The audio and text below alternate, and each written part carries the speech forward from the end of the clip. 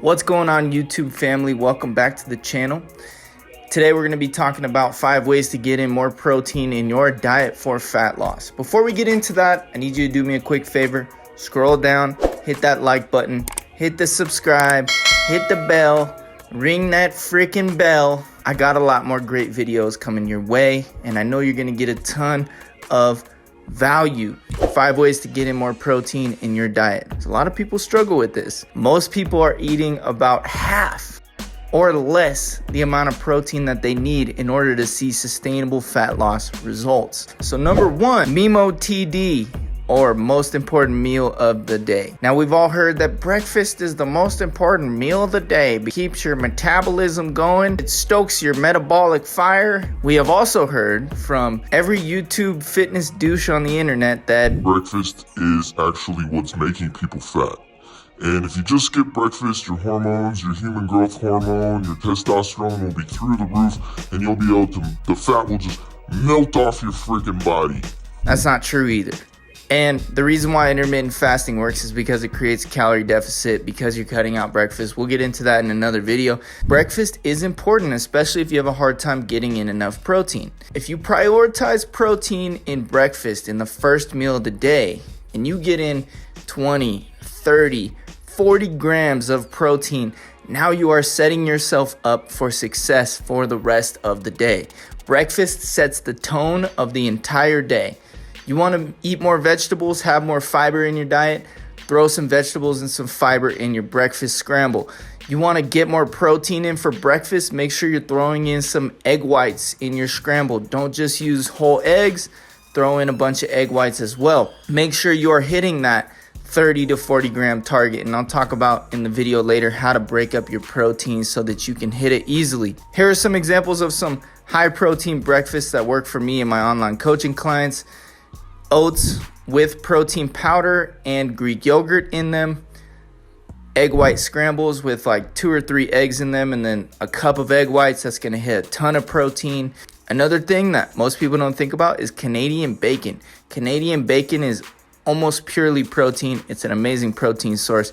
If you like Canadian bacon, throw it in your scramble. It's going to bump the protein up a little bit. Or maybe on the side of your oats, you can pan fry up a couple slices of Canadian bacon just to bump that protein up. If you're plant-based, for my plant-based homies, my plant-based amigos, because I have a lot of you on my channel, tofu scramble, that's the way to go. You know, throw some veggies, throw some potatoes, tofu scramble, you are good to go. You're gonna get that 30 to 40 grams of protein that we are shooting for. Number 2, and this is actually one that a lot of people probably don't think about, but it's kind of obvious. Double up. This one's actually pretty obvious because literally just double the amount of protein at each meal. Protein should be the staple, should be the centerpiece of each meal. Let's say for lunch you have a turkey sandwich with about 3 ounces of turkey. That's great, but if you double that amount, if you put in 6 ounces of deli turkey in your sandwich, you are now getting 50, 60 grams of protein, which is super important. It's gonna fill you up longer. It's gonna help you in so many other ways. It's gonna help you hit that protein target. So literally, you know, you go out to Chipotle, ask for double meat. You go out to your favorite teriyaki chicken spot, ask for double meat. This is going to help you hit your protein targets. If you're making food at home, let's say you make a steak and you eat about 2 ounces, 3 ounces of steak, double that. 6 ounces, 7 ounces of steak. Number 3, snack time. Because everybody loves to snack in this day and age. I'm a snacker, I'm a snacky, I'm a snacking son of a gun. If you are a snacker like myself, you probably are used to snacking on things like chips, pretzels, little candies, little pieces of chocolate. Those things are great, and I'm not saying you can't have those foods, but make that snack a protein snack, and you're gonna be setting yourself up for success. There's not a whole lot out there, but beef jerky, salmon, smoked salmon, packets of tuna, packets of salmon, string cheese is awesome. You know what I actually like, which a lot of people don't talk about, but they're called Enlightened Broad Beans. I actually love those, and they're high in protein. I snack on those a lot. Another one that's super high in protein, and if you can find them, they're awesome. They're called Brahmi beans. Brahmi beans are pretty badass plant-based protein source, little snack that you can grab from the store and just snack on. Those are super high in protein. I will link an article down below of my favorite high protein snacks, and I have a complete list of them down below, so I'll link that article down below. Number 4 is going to be break it down. Everybody has a protein target or a protein goal that they are trying to hit.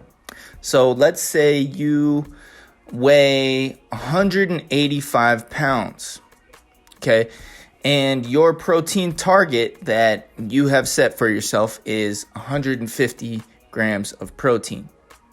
So that may seem like a lot of protein to hit throughout the day, but here's how you can break it down. 5 meals or 3 meals and 2 snacks, and every single meal or snack you need to be getting 30 grams of protein to hit that 150 gram target. But that doesn't mean that you have to hit 30 grams in every single meal and snack.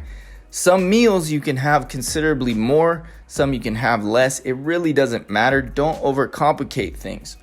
I'll give you guys a quick breakdown and example of how I would do this if I were on 150 grams of protein. For breakfast, I would have protein oats with a scoop of protein powder and some Greek yogurt in there. That would give me about 45 grams of protein. For lunch, I'd have a turkey sandwich with 4 ounces of deli turkey breast, which would give me around 40 grams of protein. For a snack, I would have a protein bar, which would give me another 20 grams of protein. And for dinner, give you guys a plant-based option here, because I know a lot of people are plant-based.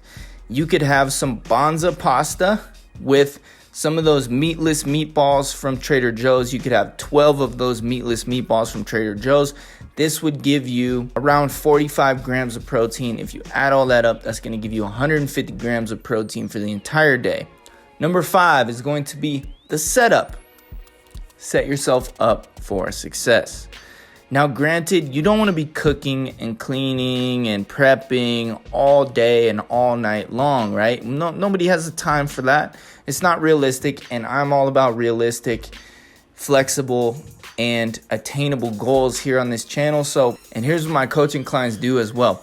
We actually prep almost all of our protein sources on Sunday.